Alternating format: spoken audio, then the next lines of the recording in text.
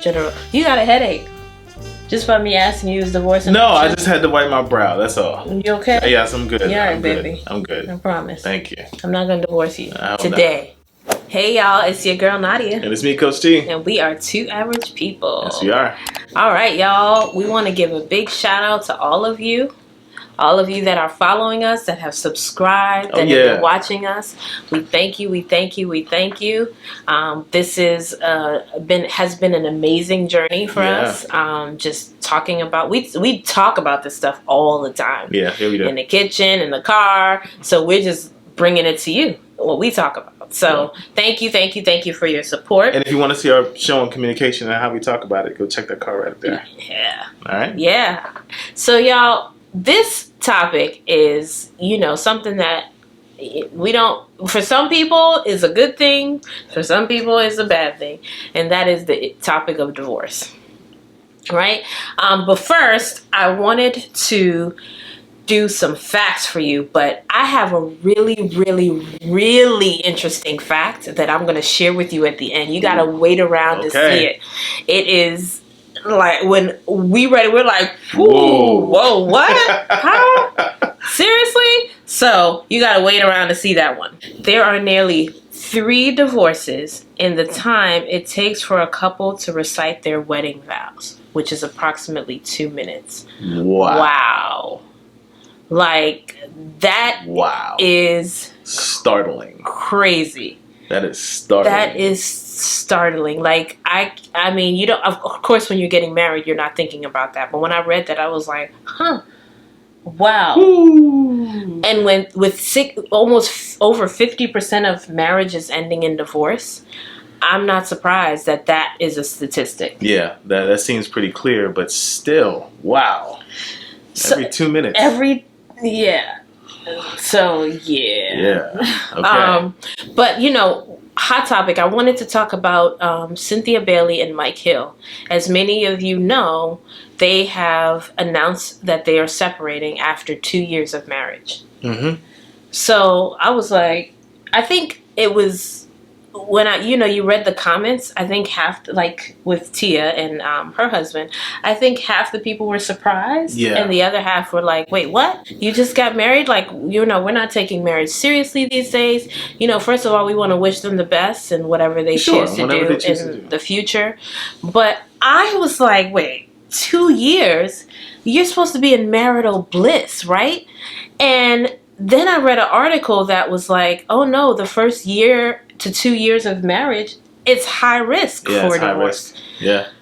That makes perfect sense to me, though. Because most people rush into marriage. They rush into it like they rush into everything else, headlong, without thinking about it, and slam into that brick wall like a blind man in a hurry. Yeah, you just walk right into that. I get that, but I guess I never looked at it that way. I'm like, okay, well, most of the time you're dating and then you get married. And so it kind of, other than, maybe moving in together or whatever, it kind of continues on. But apparently, no. I found that dating and marriage is 2 different things. Okay. It's 2 different. One only gently prepares you for the other. Dating only gently prepares you for marriage. Whenever you get married, whatever you're feeling, it gets amplified. So times a multiple that is very unconceivable to most people who are trying to get married and stay married. Okay. I mean, I hear what you're saying, but I guess the argument is, okay, if I'm 40, 50 years old, right? Mm-hmm. Maybe I've been married before or not. I kind of know what I want. Do you though? Or is it assumed that because of your age you should? Well, that's the thing. Like, I feel like the older you get, the more you experience, the more you go through, the more you know, the wisdom and all of that sets in. Especially if you've been in a relationship before. Like, there's a part of you that is like, okay, well, I know what I want.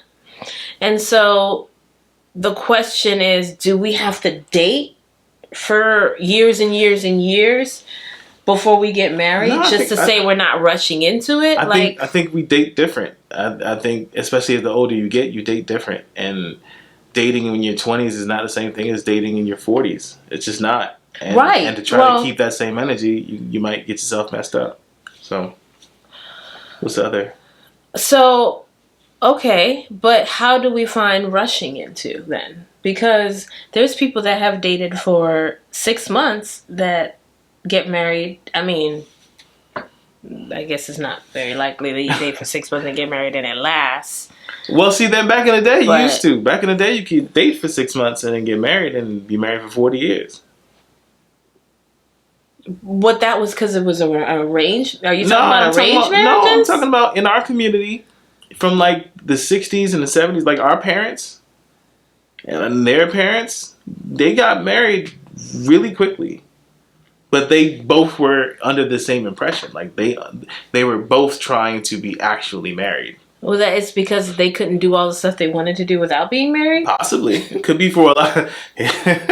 Wah, wah, wah, wah. I've been really trying, baby. Yeah, no. Sing it, baby. No, but like, yeah, maybe it's entirely possible. But the point is, you could have. In these days and age, that's not something that makes. That's not something you should bet on.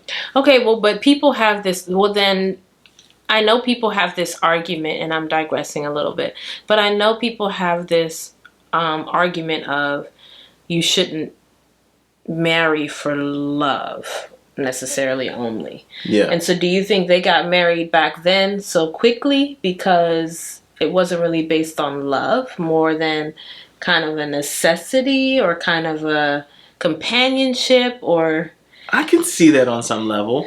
But like, for example, as a guy, you're probably not going to marry the chick that you don't have any kind of attraction to. And for the woman, again, I'm trying to speak back in those days, you weren't going to marry a guy that didn't have something he could potentially offer. okay. Where I think in these days, people will get married for status, just to say they're married. Mm-hmm. And literally that'd be the entire reason. And so it doesn't surprise me that in the first year or two, they go, I don't really like this. Mm-hmm. And you know what? I'm not staying. Yeah. I guess That's all. Yeah, You know? I guess reality is setting in at that point. Yeah, because and back in the you're day, you're marrying for a utility. There's a purpose. There's a duty. There's something else behind it. These days, it's I want the ceremony. Then I realize when I'm 6 months in that I gotta actually you gotta be here forever. No, I don't.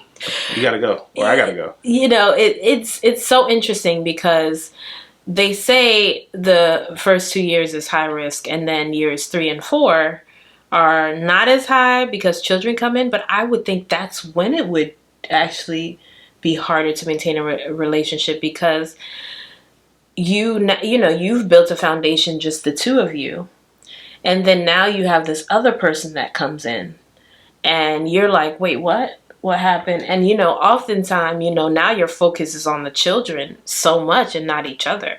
And so, but they're at, some of the things that I was reading actually said that, actually the children bring you together. And I guess it's because you're there for a common goal. So what you're saying is instead of getting divorced early on, once you have children at about the what mark? What year? They said, around 3 to 4 years. 3 to 4 is about years, when people start thinking about having children. And then in those children, you find stability, and therefore your marriage can carry on a little longer. Yes, within those years. But I'm Okay. wondering, outside of those years, when your children start growing up, and your focus was the children. Mm-hmm. Now are you looking up and being like, wait, what? What happened?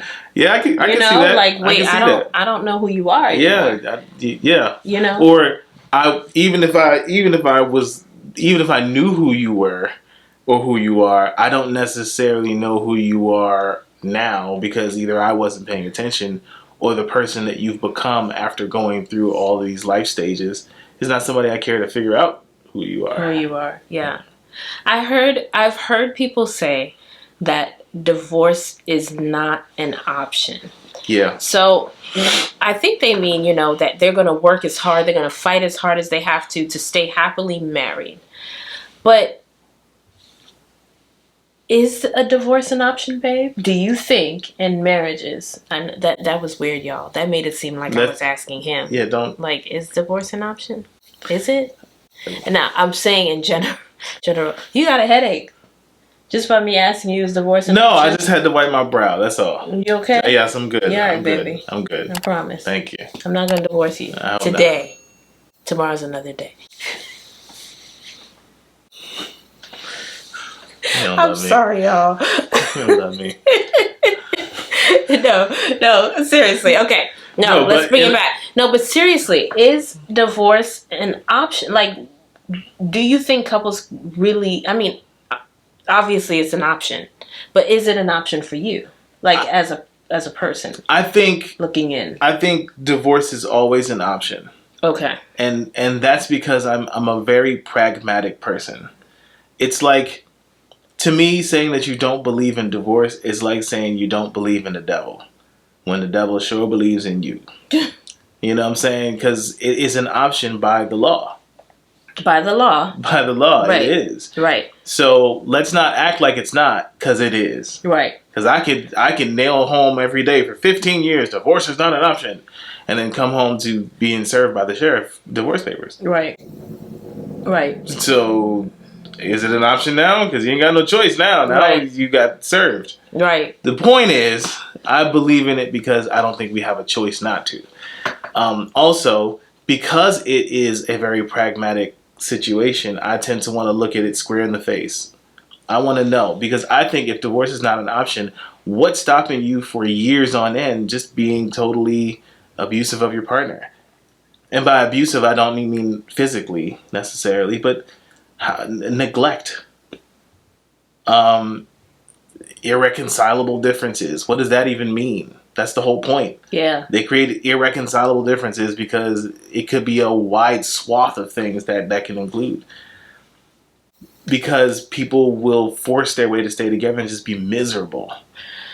You know, I've heard it put this way, that divorce is so common now that people aren't really fighting for their marriages anymore. I can see that too. You know, they are, the minute things start getting uncomfortable, or you guys, have a lull in your marriage, or if something is going on, you're like, look, I am too established, I am too tired, I am too old I'm too tired to be dealing with this, so I'm out, so people are like, well, there's no fighting for your marriage anymore, there's no working toward that ultimate goal together. It's just, all right, well, let's just get divorced, Yeah, so I understand that. It's but so much more common now than... I also understand that those people who take to that option that quickly weren't really in a I'm choosing my marriage today mode in the first place. Yeah. And choosing my marriage today mode, meaning you have to put a time on it. You have to put the command and the time frame on it. Right. In order to make your words powerful. Right. I'm choosing my marriage today. Right. They were I chose my marriage. Right. Right. Or I thought this is what it was going to be, and it's not that, so right. I want out. So now I want out. Well, do you, or do you just need to try harder? Well, and see, that's the thing. You need two people that are willing to try harder. You need two people because that choose to try harder. One person may want to and the other may not, and it's just... That's a terrible situation. Teeth. It's not going to really work. And so I think people get to a point where they're like, look, I'm doing this by myself, or I'm going to stop now. Because I wonder if that's the case with the people who get divorced within 2 years. I already see where this is going, kind of thing. You know how you always tell me, like, I can see where this is going. I can see where this is going. I can look 2 years ahead and say, okay, this is not going to go down the right road, so stop now. So I'm wondering if it's like, okay, we're fighting too much. I can see where this is going. I'm going to end it now. Here's the divorce papers. We only been married 1.5 years. Which I guess is I can understand, but then did you really give it a try? Or did you, which didn't you give a try? The vetting of the person you eventually married, or the marriage to that person itself? Or were there red flags before marriage that are really now blatantly obvious in marriage, and you're like, oh no. That's what I mean by did you vet them before marriage? Yeah. Like when you were dating, were you just curtains and the red flags are way over here, and you ain't seen none of them. And then you decided to get married, and all of a sudden now the curtain is lifted, and now you can see it all, or or in your marriage that started out good, did you just get complacent? I think it can be a little bit of both. I think, when you're dating, you have a little bit more grace for someone than when you're actually married to them. I think naturally, like you said, dating someone and being married to someone is different. When you start dating someone, your expectations change. Whether you notice it or not, they change. And so what now seemed like a red flag is now sirens and alarms and like everything's going crazy because now you're in each other's face all the time. There's a sense of reality. There's a sense of, now you've made this commitment before so many other people. And so it's like, okay, I really can't deal with this. Wow. Even though it was there all along.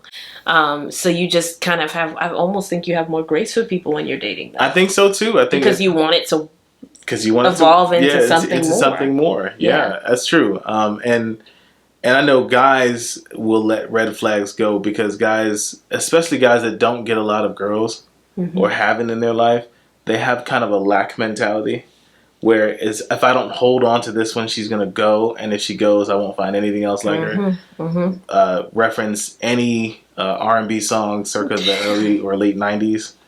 Those things are the bomb. Yeah, but boy, them niggas was singing like they was never going to be another woman ever in life. Because that's what everybody wanted to hear. Yes, and it was total crap. Total crap. But it was very entertaining. Yes. Extremely entertaining. Yes. Really good music came out of there. Shout out to 90s R&B. Shout out to 90s R&B. But I'm just saying, it gives a weird thought process of overvaluing someone else, undervaluing yourself. And that's not a bad thing for entertainment, but it doesn't turn out the same way in real life to me. Yeah. So. Yeah. Yeah. Yeah. Man, I don't, I personally don't have any experience with divorce. My parents weren't married, so I don't know necessarily, but we have friends, we have family members, we know people that have gone through divorce. And so I can't imagine that it's an easy thing. And I get the sense that you don't get there quickly. Yeah. That it is a slow yeah. Slow process. Yeah, like I said, my dad has been divorced twice now, and I mentioned that in our other episode. You can check that up here in the cards. And he said to me back in the day, no one plans to get divorced. Yeah. That's not the plan. When you're getting married, you don't plan on the divorce. That's not something that happens. You've always said that, and it's a really interesting. And it's not the divorce itself that sneaks up on you. It's all the things that led to the divorce that you can't do anything about by the time you get to it. Or that you weren't paying attention to at all. Right, like, do you really, and, we should talk to some people who've been down that road. But my question is, do you really... when you're presented with divorce, is it a surprise? Yeah. Or do you see it coming? I feel like some people are caught off guard. I'm sure some people are caught off guard, and I'm sure a lot of those people who are caught off guard weren't necessarily doing anything wrong. The thing that they might have done wrong was choose the wrong person to go down that life journey with, because we just had the episode on lulls in a marriage. There's some people who can't take one little bit of that. Like, you can't take one little bit of that. I think my mom's one of those people. I love you, Mom, but I think she would be one of those people that the minute something didn't go the way she wanted it or the way she thought it should go, it's like, She'd tank the whole thing. I'm done. I don't got time for this. Yeah, well. So, and, that's okay. Essentially, but then you have to question whether marriage is really for you. It's really for you. And I think she kind of went down that road and made that choice for herself. Right. But at least she made a choice. Right. Some people going down that road having made the opposite choice than they probably should have made and end up in a marriage that they can't get out of or they feel like they can't get out of or whatever the case may be. Yeah. Yeah. So we have one more fact, right? Yes. Oh. Okay, so we teased it in the beginning. Let's drop it now. So here is the fact. Are y'all ready for this one?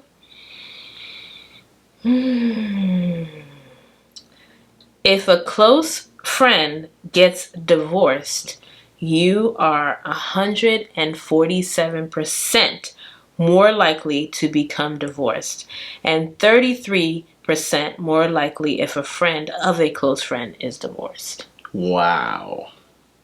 What?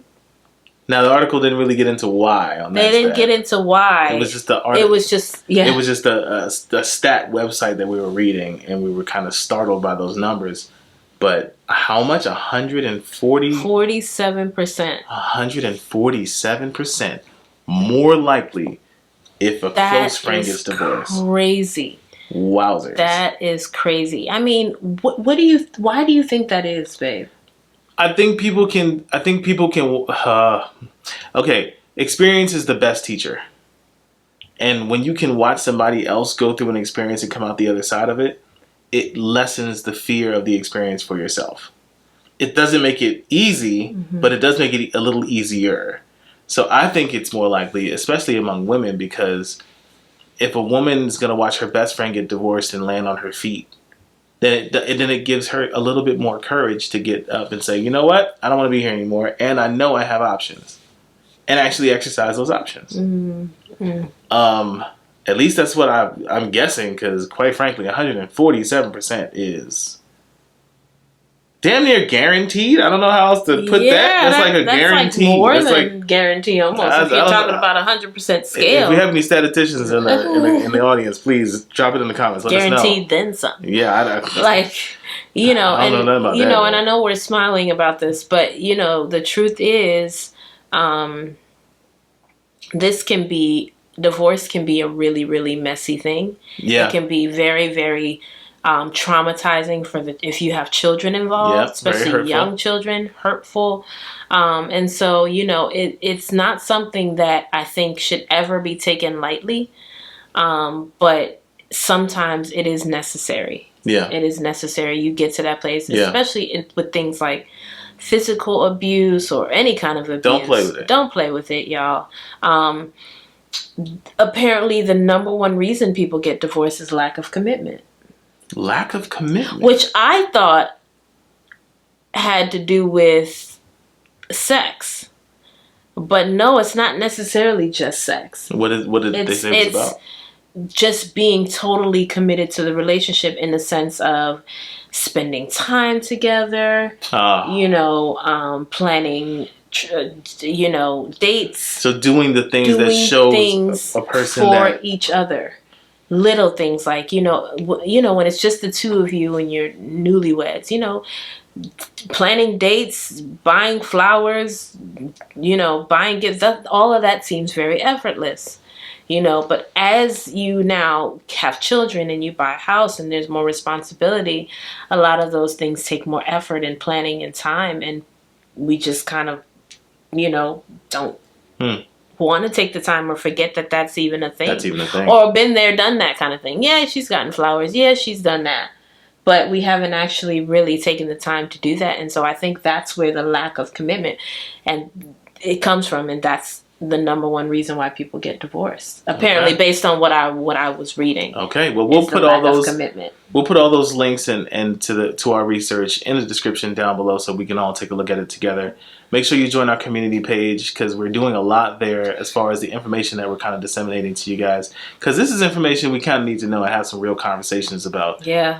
Forget all the angry conversations that a lot of these folks are having. Let's just have some real honest conversations. Real honest conversations. Yeah, let's talk about it. Let's talk about it for real. So, anything else you want to drop? I mean, no, not really. And I just want to encourage you that divorce does not have to be the path you take. You have a lot of people, and some of you listening to this may have been surrounded by divorce. Your parents, we've met people where they don't have any type of example of a healthy relationship at all. I know a lot of men that say, I don't want to get married because I've never seen a marriage that worked. Yeah, exactly. And those are the guys that always seem to have a woman going, let's get married, let's get married, let's get married, let's get married, let's get married. But what do you do with that? How can you convince someone like that marriage can work? My that thing divorce doesn't have to be an option the first 2 years. My thing is, why would you try to convince a person who believes that? Why would you even bother trying? And not saying that those people are unsavable or any. No. You shouldn't have to convince somebody to get married. You should want to get married to the person who also wants to be married. Because that person is going to probably make a better spouse overall. I mean, just... wisdom. They're just going to make a better spouse overall. Facts. It doesn't guarantee anything that they'll work. But it does mean that you'll probably have a better go of it overall. Facts. Yeah. You know what I'm saying? Because the guy who's coming in going, I never seen a happy marriage, and let's get married to that guy. Okay, well, here's the problem with that. If he's saying, I've never saw a healthy, happy marriage, why are you thinking that he's going to magically pull one out of the sky? It's not going to happen, and you're going to have just a tougher go of it. I think as the person coming in, you feel like that you can kind of change the mindset. I feel and like this is a big mistake that we make a lot of the time, is thinking, okay, well, you know, look at this beautiful life and relationship we have together. I can hopefully transform the mindset of this person who feels that way. But the truth is, especially if they verbalize, that I have never seen a successful marriage. I don't know that I'm built for a marriage. I don't know if that's for me. You know, any of those things.